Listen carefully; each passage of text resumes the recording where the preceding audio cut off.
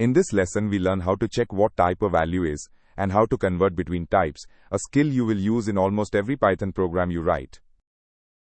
Python keeps careful track of what kind of data each value is. A number and a piece of text look similar to us, but Python treats them very differently, so we need tools to check and change types. Think of type conversion like exchanging currency. You might have the right amount of money, but if it is in the wrong form, you cannot use it. You have to convert it first.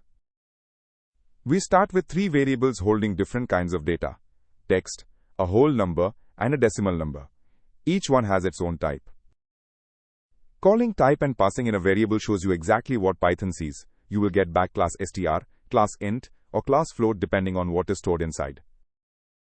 We can convert in any direction. Int turns a string into a whole number, float turns a string into a decimal, and str turns a number back into text.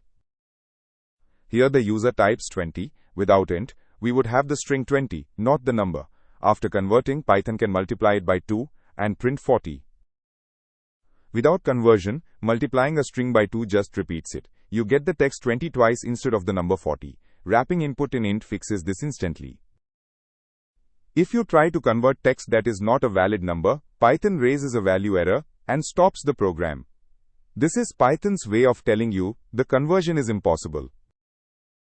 Types are the foundation of how Python understands your data. Check them with type, convert them with int, float, or str, and always remember that input gives you a string that needs converting before any math.